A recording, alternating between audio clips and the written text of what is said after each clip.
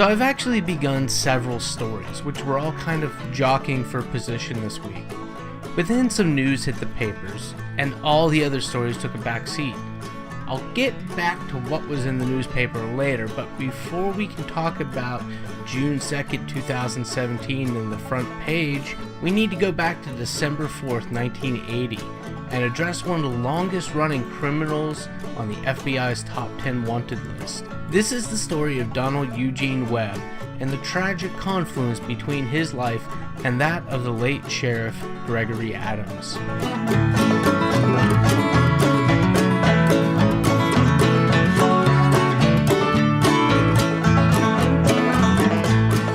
Donald Eugene Webb's origins are a bit difficult to unravel with any certainty. This is due in part to his criminal career and frequent use of aliases. According to the FBI's file, Webb was born in Oklahoma City, Oklahoma on July 14th, either in 1928 or in 1931.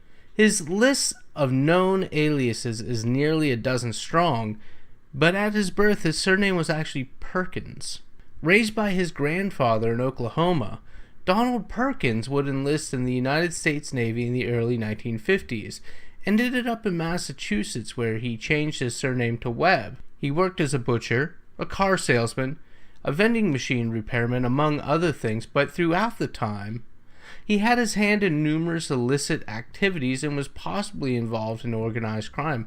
A lot of people certainly believe he was involved in the Falls River Gang, but my understanding is that there's not really any conclusive proof to this, although there may be more proof that suggests he was involved in a notorious crime family in the Boston area. Regardless, the litany of charges and the types of charges certainly suggest as much. Webb was known to be involved in various degrees in money counterfeiting, laundering of said cash, illegal weapons trade, and perhaps more than anything, robbing jewelry stores. Webb spent most of his time in the New York metropolitan area, New England, and Pennsylvania, but was known in California as well. He served a couple years in upstate New York following a confidence scheme in which he and a couple accomplices posed as city sewer workers in order to gain access into homes of unwitting Albany citizens. A $35,000 bond was set, and Donald Eugene Webb has been on the run since he failed to show up for his December 1979 court date. According to the now defunct Pittsburgh Press's Christmas Eve 1980 newspaper, Webb had also served time in Albany in the early 70s when he'd been arrested in 77, though. He claimed to be a clothing salesman.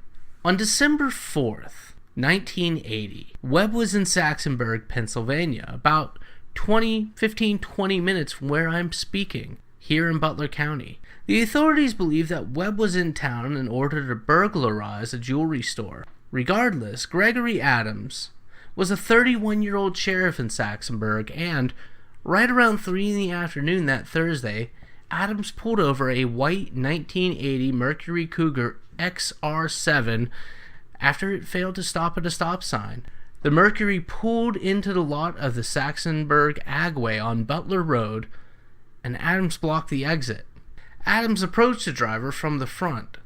The driver handed him a license and then shot the officer with a gun later identified as a somewhat rare 1916 Chrome Colt 25 automatic. Adams fired back, and the driver Webb exited the vehicle and a fight ensued, during which Adams was disarmed of his .38 service revolver and was pistol whipped to a savage degree, his face sustaining blow after blow.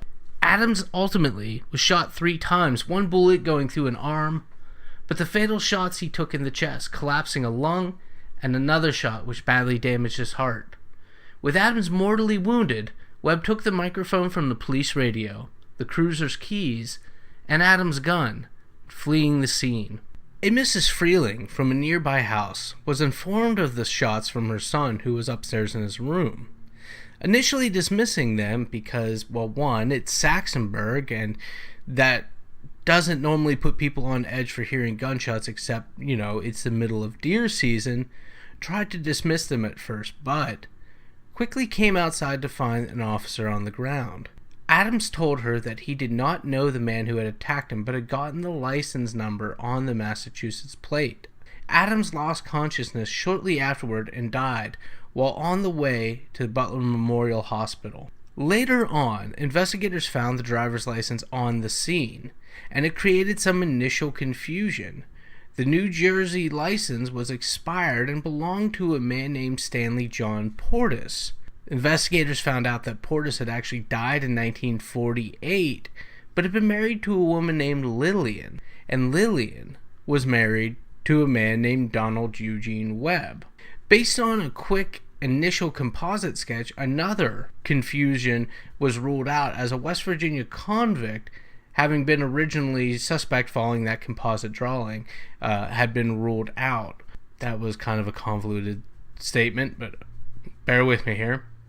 Also found, roughly 10 miles outside of Saxonburg, was the service revolver, which appeared to have been thrown from the Mercury, all 6 bullets having been fired.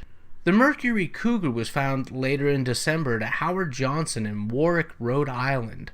It was the vehicle as well as Portis's identification that would tie Webb to the murder of Sheriff Gregory Adams.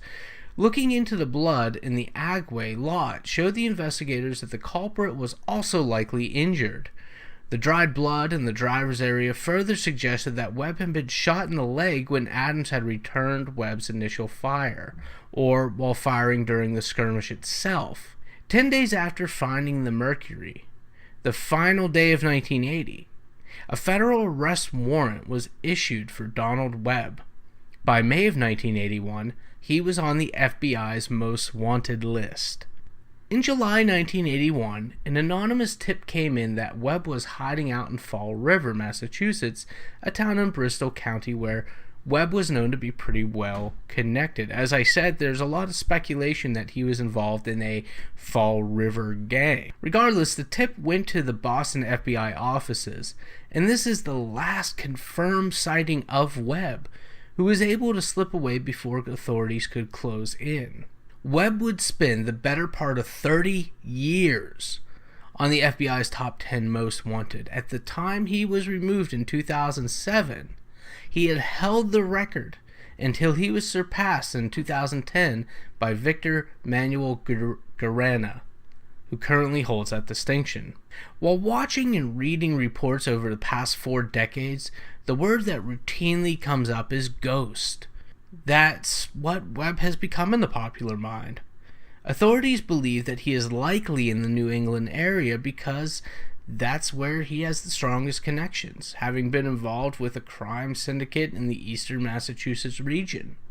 What's more, the Mercury was found nearby Rhode Island. Here in western Pennsylvania, the murder of Sheriff Gregory Adams is revisited every few years. That's unsurprising in many ways, as Saxonburg isn't the biggest place in the world. The town's population has taken nearly 200 years to break the 1500 mark, and the Adams family still lives in the region. The 2 young children he left behind are now older than he was when he had his fatal encounter with Webb. In Saxonburg, the Agway is still there on Butler Street, and down the road and around the corner, there's a memorial to Sheriff Adams, who, to this day, remains the only person murdered in Saxonburg. The memorial is just around the corner from the scene, as I mentioned, standing in front of the Saxonburg Police Department. As I said, the story comes up every few years around here. In the early 1990s, things briefly heated up even more when a letter claiming to be from Webb arrived at the desk of FBI Director William Sessions.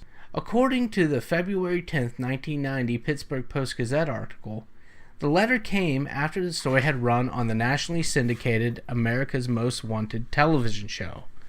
No subsequent letters are publicly known to have come out since, that I can find, and the authenticity of this letter is in dispute. What is known is that it was mailed from the Bronx and was postmarked January 29, 1990. The letter itself expressed sadness for the 2 sons Webb had left fatherless. To my knowledge, this is the only confessional contact that has come out since the incident, which hasn't been revealed to be an outright hoax, even though it is in dispute. And that brings me to June 2017. The other day, I was reading the Butler Eagle when the headline Suit filed 37 years after slaying caught my eye. The subtitle read, New Evidence Cited in Case of Saxonburg Chief.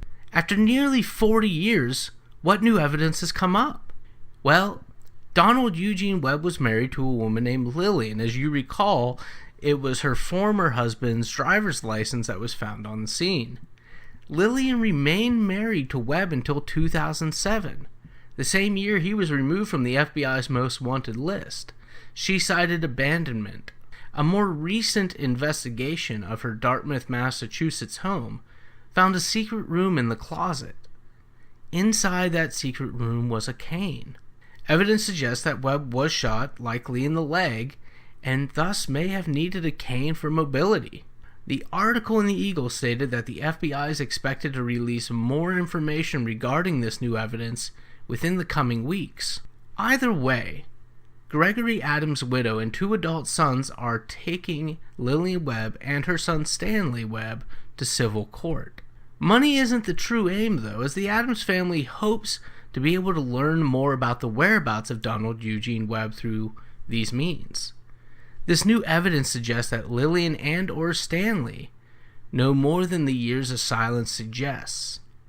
But the question can't be far from the mind. Is Donald Eugene Webb still alive? If he is, he could be as old as 88 and really getting set to turn 89 in July of 2007. Even if the more recent 1931 date is correct, then Webb would be preparing to turn 86. Some have speculated that Webb wasn't long for the world, or rather, wasn't long for the underworld following the national attention that the cold-blooded murder of a law officer garnered. And even some of the investigators have alluded over the years that Webb might be at the bottom of the ocean, or buried deep in a wood somewhere, silenced by a criminal element who are protecting themselves. But so what if Webb is dead? If he is alive, and were apprehended, his advanced years are unfortunate in that they would make his awaiting sentence length, well, seem like less of a punishment. What Adams' family is pushing for, to quote their attorney, is resolution.